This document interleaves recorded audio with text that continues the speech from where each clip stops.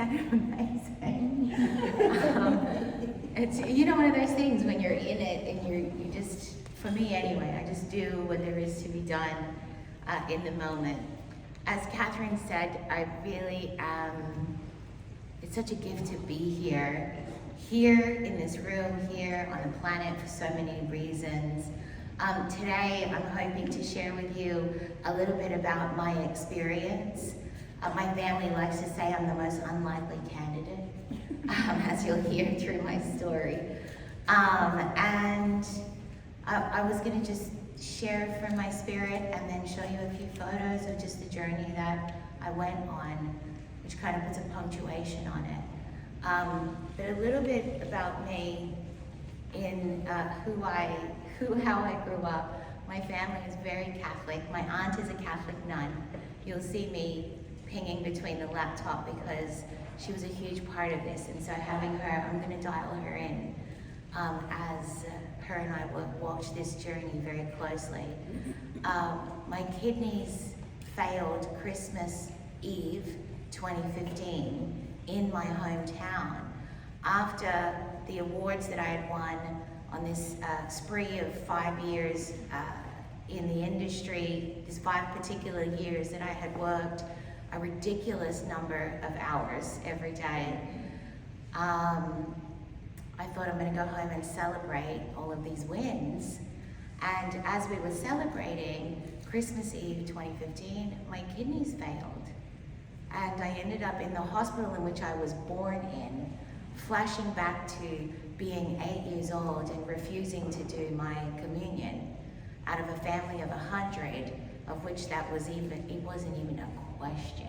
So the fact that I thought that I had the choice was crazy to my family. And I refused, and I said, I don't like the nun, I'm not going to go spend Sundays with her, it's not happening. And my grandmother said, well, she doesn't want to go, she doesn't want to go. And so that's where I was growing up.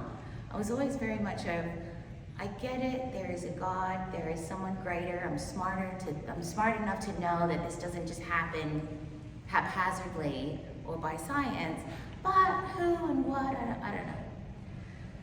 So, and my family, as you can imagine, thought that was just like ridiculous. I was the black sheep. It was like this narrative that was a running joke, that everyone would get up in church and I'd be the only one sitting in the pew in communion, and they'd look back and go, and they'd look at the priest and go. So it was a constant running joke out my whole life. So Christmas Eve 2015, my kidneys fail while I'm in the hospital I was born in. And I thought, wow, after the journey that I've just gone on, I've gone on this entire experience and ended up right back here where I was born in this little hometown that is in the middle of the outback. And I thought, what is all of this for?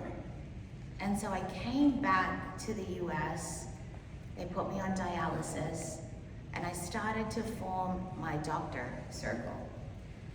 Now, me being me, have always been very much in leadership roles, even leading my own communion experience as a kid. I was very specific about who my doctors were going to be, where they were going to be, and now people say I was the COO of my doctor medical team. So in forming that medical team, I would run them. No, I'm not doing this, I'm going to do it like this, and this has to be here, find me 3 different solutions there, and that's how I took care of myself.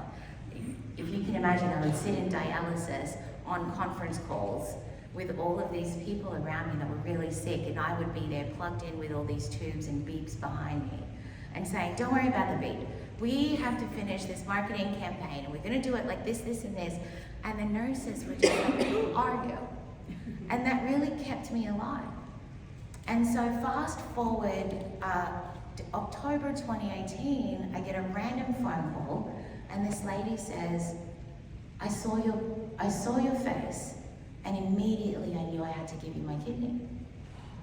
And she said, God spoke to me. And I thought, wow. And I said, are you sure? This is a whole organ. And she was like, yeah, I just know that I'm supposed to give you my kidney. So we went on a journey at that point where I had actually been poached from the advertising industry to come to San Diego and be the general manager of Compass Realty for San Diego and Orange County. And Martha, who's here with me today, she moved down with me. Imagine, on dialysis, running 2,000 realtors, and having this woman who I'd never met before, who was getting tested to be my kidney donor. All of this happening at the same time. So COVID hits in February 2020, and she was a month away from getting approved to be my kidney donor.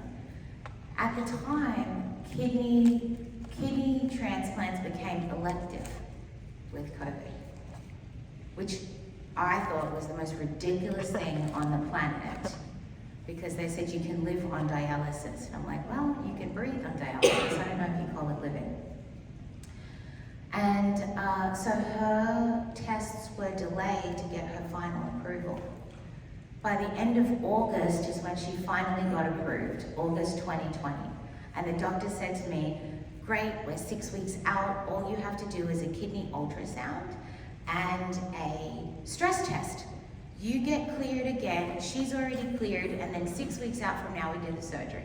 And I thought, fantastic. 6 weeks, I'm gonna put this whole thing behind me. I'm never gonna talk about it again. No one needs to know about a kidney transplant. I never wanna speak about it again, we're done. And I have a new sister in Katie, and we're good.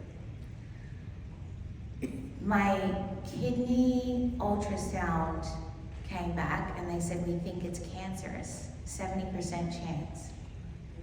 And I thought, the same kidney you've been looking at for 5 years, right before I'm about to go to surgery, now you tell me it's cancerous.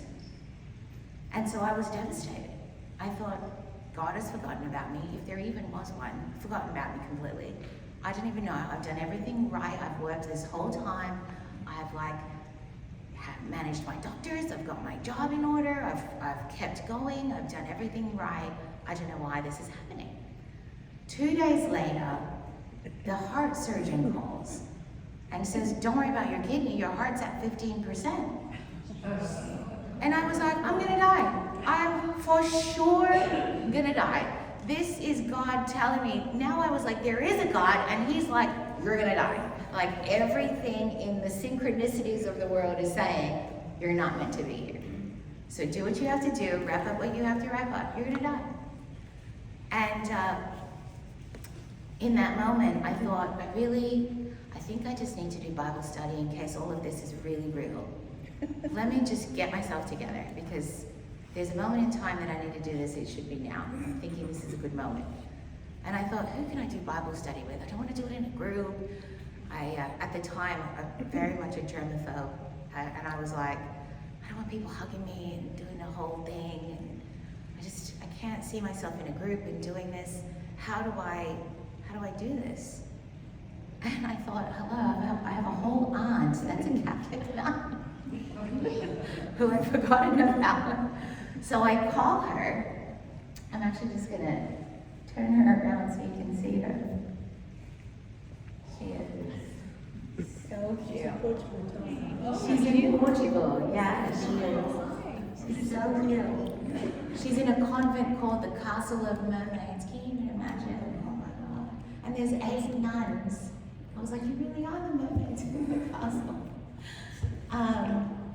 So I call her and I say, I'm really, really scared. I'm gonna die.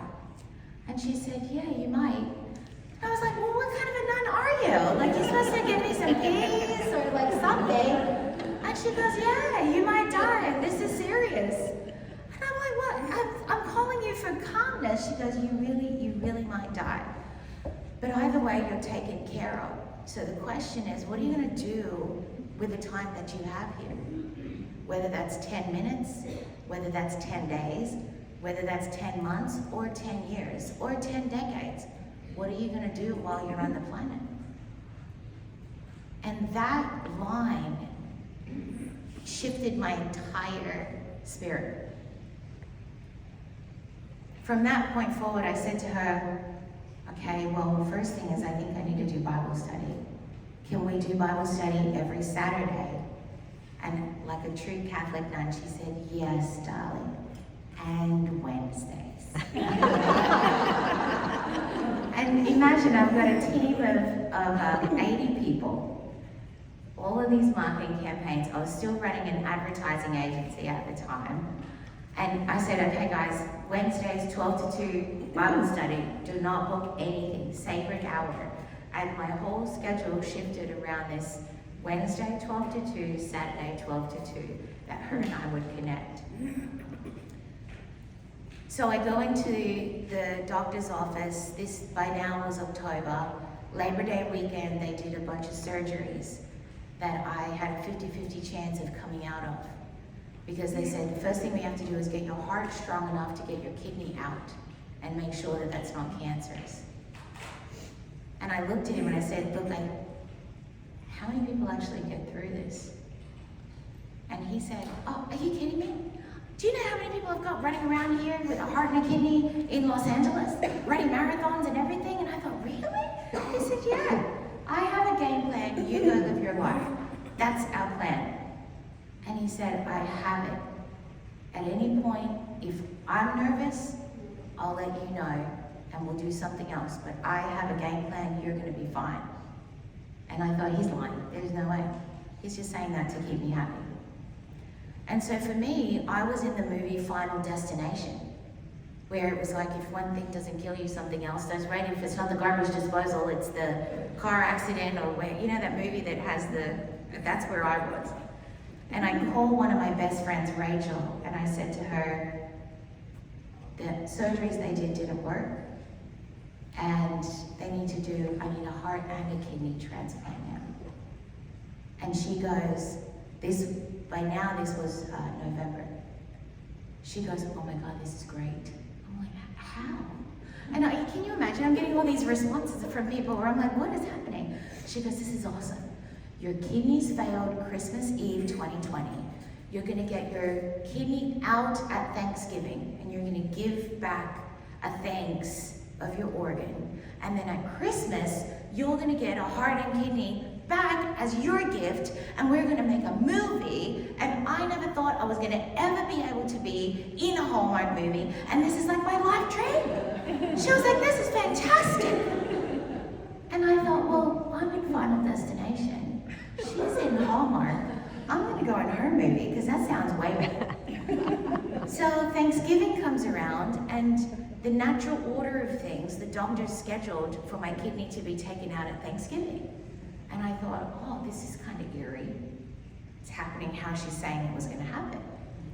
So after that, it was the first week of December, I called the doctor and I said, listen, we're making a Christmas movie, and to do that, it needs to be a Christmas miracle, so we need to hurry this whole thing up. And he said, well, it doesn't really work like that, but if anyone can do it, you can. And I said, you're not doing anything else between now and then. I'm your #1 patient. Like, what else is happening for you? He said, nothing. I said, great, we're doing a Christmas miracle. He said, all right, well, first step is we move all your appointments before Christmas and get you cleared. And he said, it takes 4 months. And I said, no, we don't have that kind of time. We're gonna do it in 4 days. And so I got my executive assistant and I said to her, book everything. Who, where, what, we're doing it.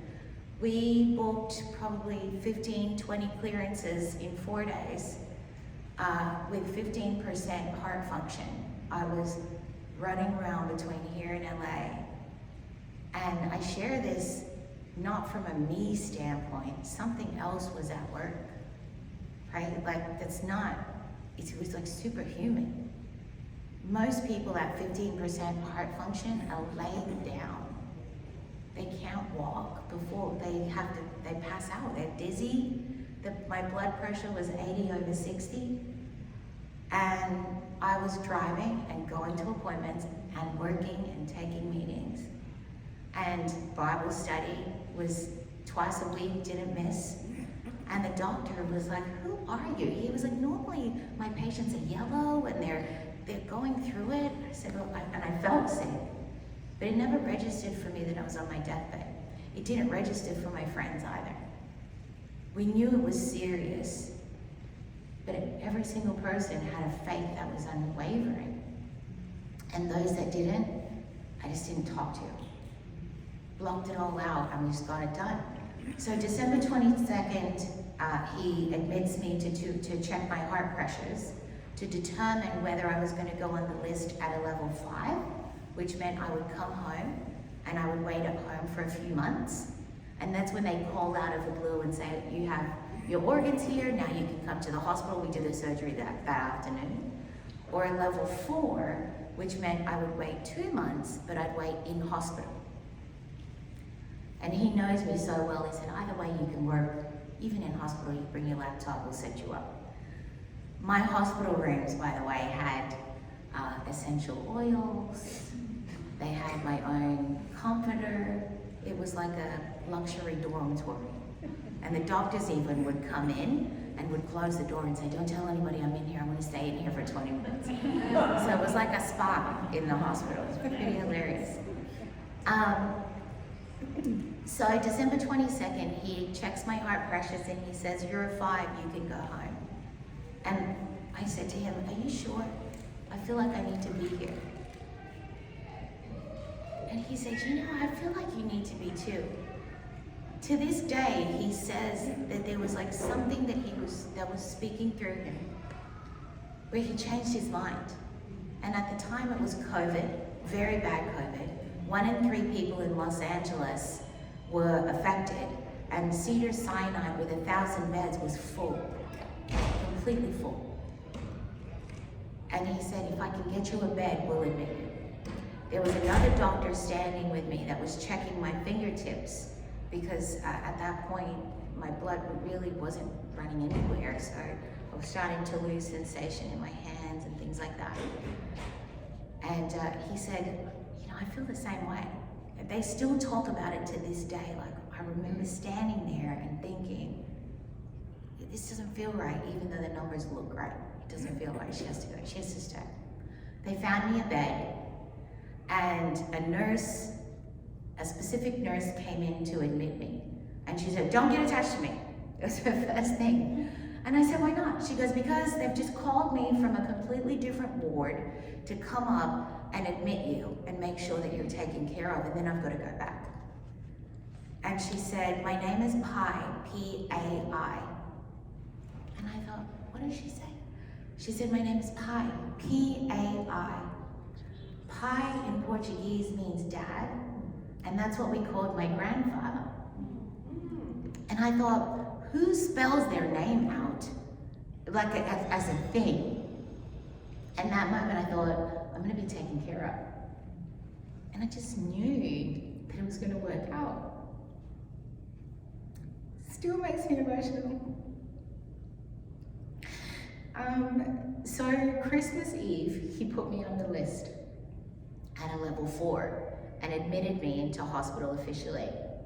And he said, it's not gonna be a Christmas miracle because this thing still is gonna take 2 months. But you can still make a movie. This is Hollywood. He said, we'll just make it based loosely on facts. And I said, no one is gonna watch a Hallmark movie that's made in February. Like, that's not a real thing. It has to be legit. It has to be Christmas. And he said, well, now we pray. We've done everything humanly possible. And he said, I'm Jewish.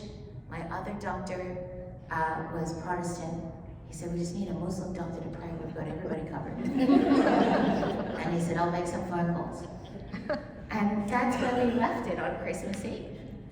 And I posted on Facebook and said, it's weird to ask, but if you know of any loved ones passing, I'm in hospital and I need a heart and kidney and you can nominate me.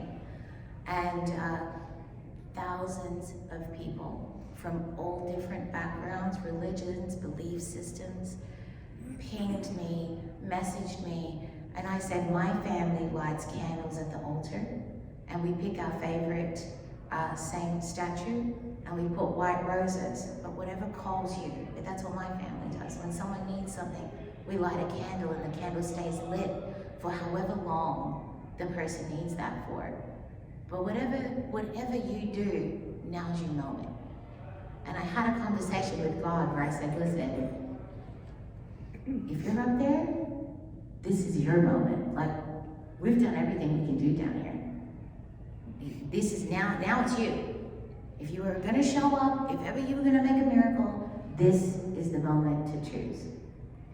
And the nurses were like, we're all praying. We're making a Christmas movie, all make a Christmas miracle. We're all praying for you. So it was a joint effort. It was like thousands of people. It was so humbling.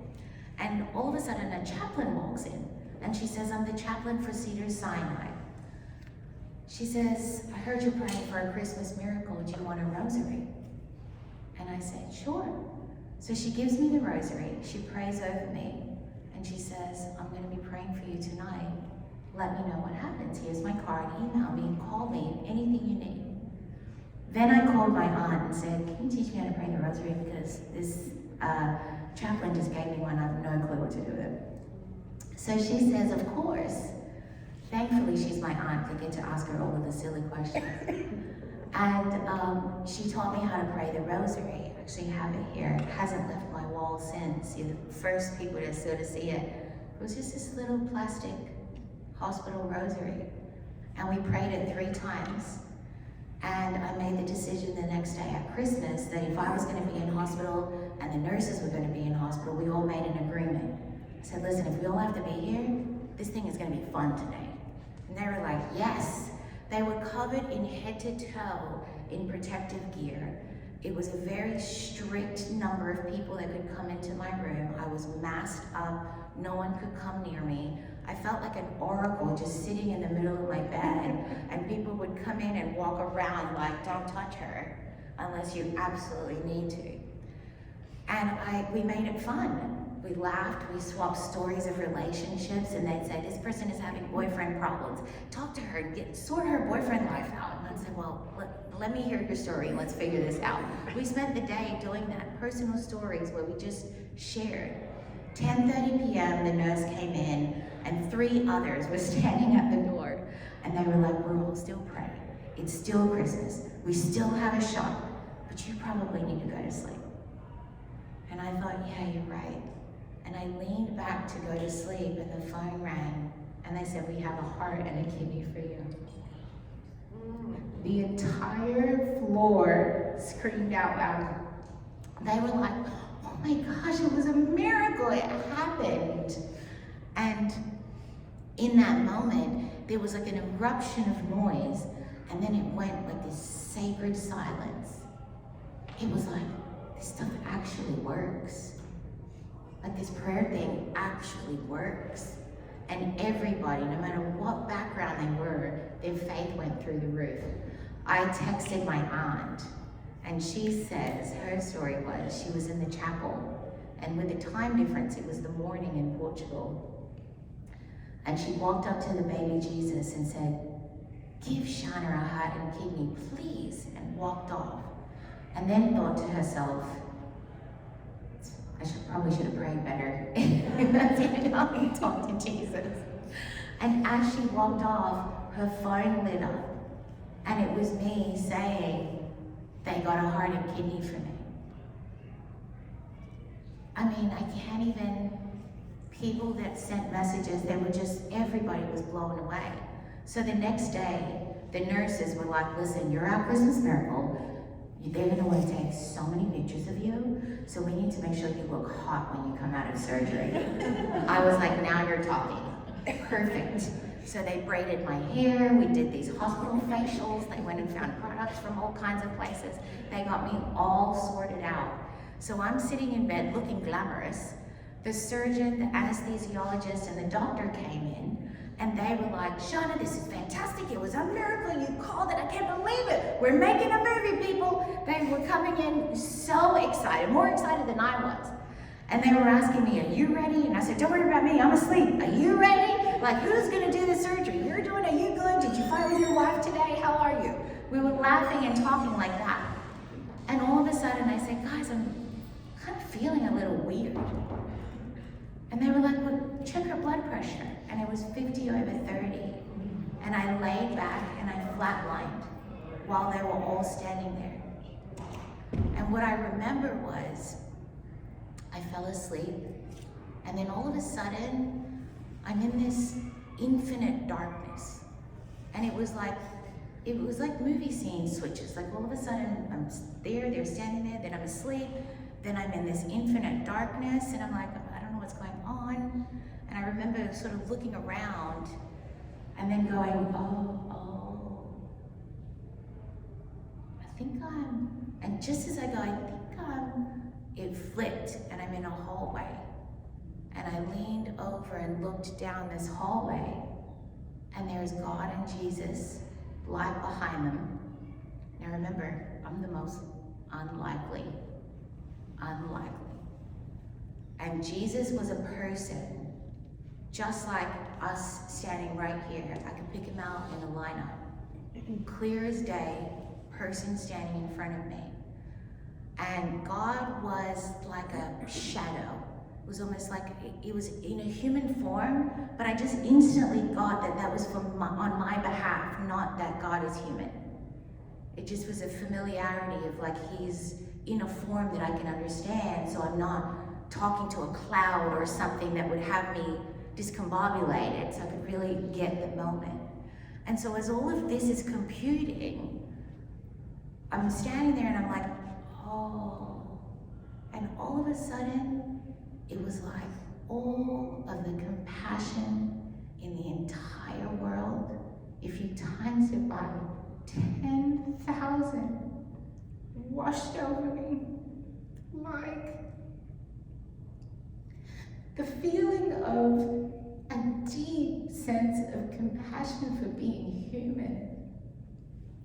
A deep, deep sense of gratitude and like this feeling that was indescribable, that you just unmistakable and very familiar. Very familiar. And I went, okay, I get where I am. And God says to me, you are to start a church with your best friend, all denomination, not with the intention to convert, but to demonstrate that we are all united simply because we are religious. I never intended religion to divide, only to unite. And I said, okay. And then I came back into the infinite darkness. And then I'm asleep, and someone's trying to wake me up. And I was like, who is trying to wake me up? Like, what is happening? And I opened my eyes, and it was the nurse doing CPR. And she was sitting on top of me doing CPR. I pick her up and I move her off of me. And I sat up and I said, Margaret, what are you doing? I'm fine. And I said, guys, relax. I just took a little nap. Where were we? They were like, what is happening? The surgeon says, take her to the OR right now. And all of a sudden, everything started to move. Bed was racing, people running. They were pulling all of these cords and trolleys and the poles, the IV poles with all of the beeping machines. Everything started running. They were ripping clothes off, pulling on scrubs while we were running down the hallways of Cedars-Sinai. Raced me into hospital, into the OR, put me under. I blinked, woke up, and I had my heart and kidney and a third surgery on my leg that they had to race me back in and do suddenly. In that process, I was out for 36 hours, and that by the time I came out of it was December 27th, late at night. By December 30th, I was walking. By January 20, they had released me from hospital, and by February 15, I was driving. The doctor was like, we have never seen it. I didn't know at the time, but they said anyone who's flatlined for longer than a minute, we barely are able to bring them back. And when they do come back groggy, don't know where they are, drooling, have no idea as to who was around them, what is happening, and are very weak, are not able to even sit up. And he said, I have never, in 30 years of surgery, I have never seen anything like it. And they talk about it like, I remember the day, the moment when I got the phone call. There's 35 doctors involved in this, and they all have said, I walk into Cedars-Sinai and they look at me like, here she is, our miracle. They have no way to explain it. And one of my friends, love your besties, right, says, I get the story and all, but minor detail. You hate going to church. How are you supposed to start a church? I'm like, I don't know a clue. I don't even know what it means. I don't know what it means. It's nothing I want to do in my life. It's never been anything that's been on the cards. None of this is anything that I want to do. And that's why I think it's interesting that it happened to me in particular, being the most unlikely person that this would happen to, that the story has so much more efficacy and resonance. And I know a couple of you have said it's so great that I'm willing to share. This is nothing that I've wanted to do, except for the fact that a 29-year-old died for me to be here. And she died on Christmas Day. And when you think about the synchronicities, when you think about the fact that my kidneys failed on Christmas Eve, and then I received my kidney and heart on Christmas Day, that I flatlined and had this rebirth during a Christmas period, and now here I am at the Church of the Nativity with Deacon Noel, is so mind-blowing that it absolutely cannot be anything but God. Like, these things don't just happen haphazardly. And if this had happened to someone else, I would probably believe half of it and go, yeah, it sounds great, but really? And even though it's happened to me, I'm still only at 80%. But having the opportunity to share it makes all of the pain and the struggles and all of those things worthy. And to be here, to be able to experience this with you and share this with you, hopefully gives many of you hope. I know I get Stephanie's emails with so many prayers for people that are sick, and so many prayers for people that are going through surgery and that are going through things. But if ever there is that moment that all of us, I'm sure, have of doubt, or the moment that a person feels forgotten, to just know that it can happen. Like, miracles do get answered. And, you know, I'm an example of thousands of answered prayers, thank goodness, that still have me in disbelief. So I thought what would be maybe useful is to kind of show you some of the pictures and take any questions. Like I said, it wasn't really a format other than really sharing what it was like. Thank you. Definitely.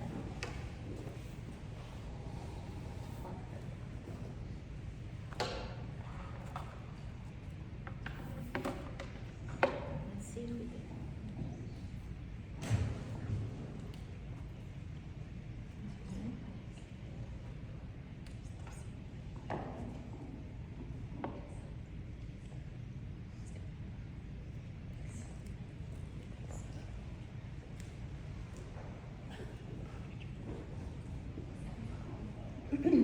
What's her name, Shana, your auntie? Sister Aurora.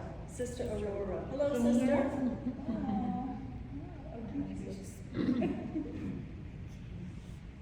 Dear, can you hear us? We can't hear you. I think I turned the sound down. Hang on 1 second. Yes. There she is. Hi, Thea. Hello. Good morning for you, isn't it? Yes, it is. Good morning, everybody. Good morning, Nia. The Port is a beautiful city at north of Lisbon. Great. Yes. I live near Pereira. Can you hear me? A little, yeah. She's Try now. Hello. No. Can you hear me? Yeah, we Can you can. hear me? she's from a city north of You hear Lisbon. me? Yeah. Yes. I hear you very well. Sure. Shana, maybe put the mic where the sound comes out of your computer. Yeah, I was Yeah, trying. it doesn't make a difference. No, I don't think so. Ever A try? second.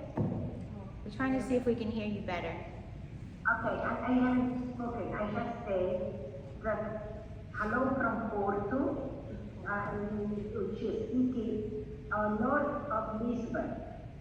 Okay. And also in between Porto and Lisbon, there is the sanctuary of Our Lady of Fatima. Oh, right. She's right near Our Lady of Fatima.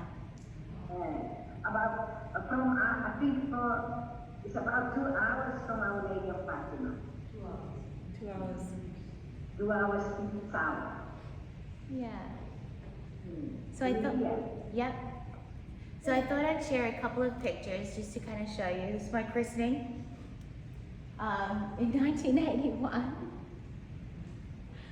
And then this was Labor Day weekend. So you can kind of see the experience there in Labor Day weekend. And then this was in September when we started to do our Bible study prayers. What was interesting was people were sending me pictures, and I really felt like I felt forgotten. I thought this is not going to happen. Psalm 91 is where we started, and it was just a real anchoring in being able to give me a sense of peace around not being afraid. And it was one of the psalms that really brought a lot of peace. Psalm 139 I got a lot out of as well, which was all about, this one resonated for me like, God knows me. He knows everything that's going on in my body. Right now, He knows me. Not only does He know me, but He purpose-built me. So He must have known that this was going to happen in my body for a purpose. And at the time, I just had to hold on of like, there's a reason for all of this, and His intentions, and there's intention behind it, and I need to just be patient to discover what that is. And that's what this psalm had resonated for me. We prayed with Carlo Acutis and really did his 9-day blessed journey. And so we prayed every day on this. This was October by this time. Psalm 51 also brought a lot of peace. I thought by sharing these, again, I know many of you are praying for loved ones or experiencing something yourself where if any of these are useful, that might resonate similarly.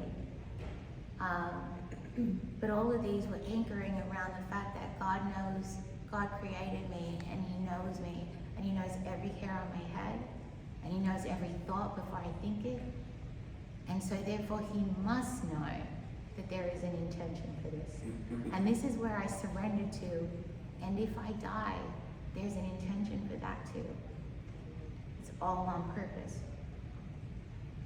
This was the chaplain, Peggy, who came to see me. Beautiful, beautiful, beautiful woman. She still keeps in touch all the time.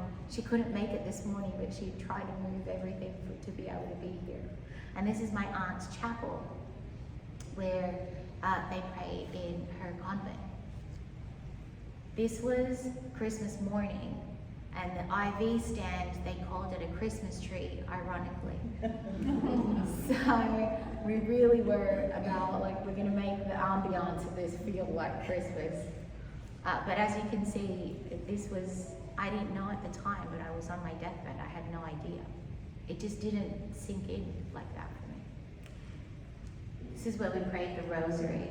As I say, I've got my little plastic rosary with me.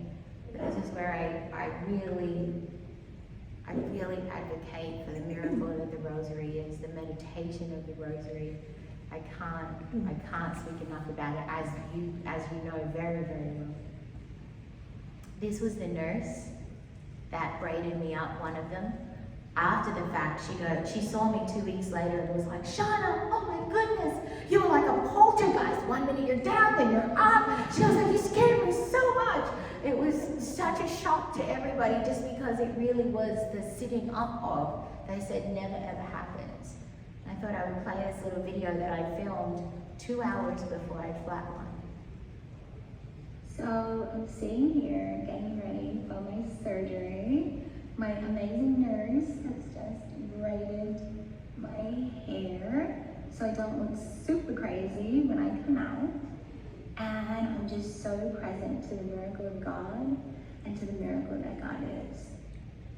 And it's just eerie. Looking back, and I looked fine.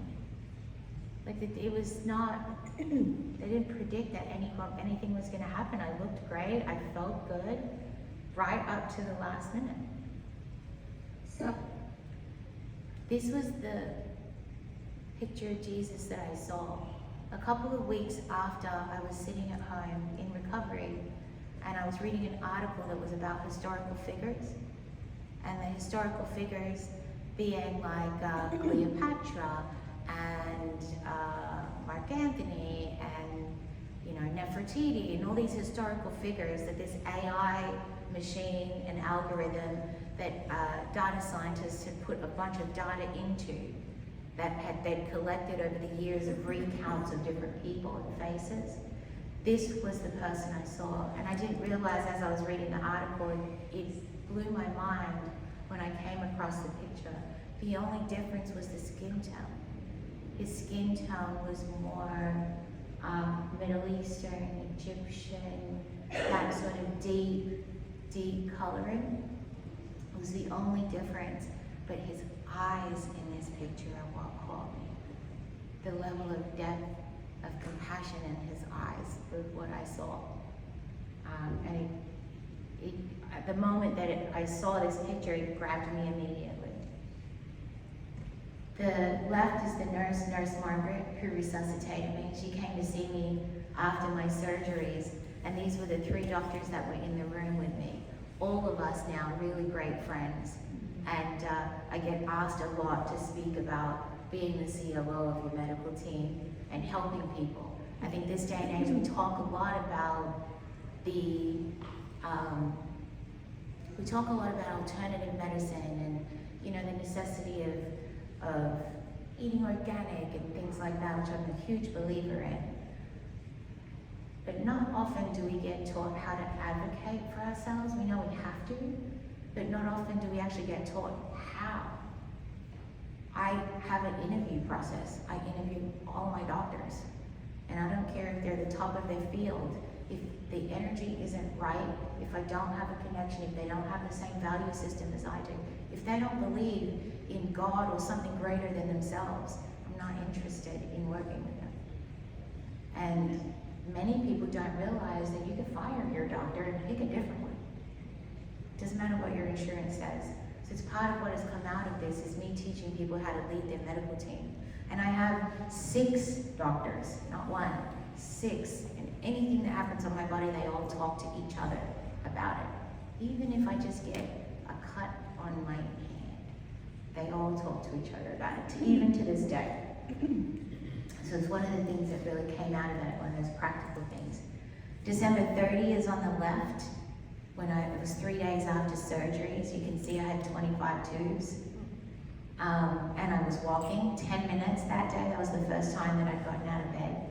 And then on the right was 3 weeks later when I came home. The recovery, they said, was miraculous. Even the recovery, which is why I say it was God at work.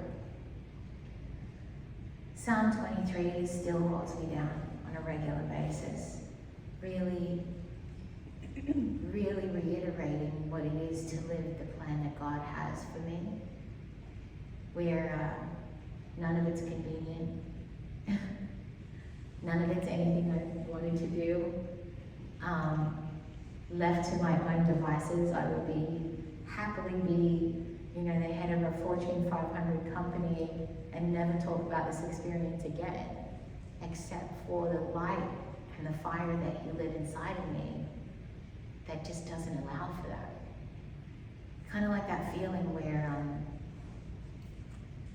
you can't sleep until you do something, or when you walk out of the house and you think, I think I left the oven on, and you cannot rest until you go back in and just triple check.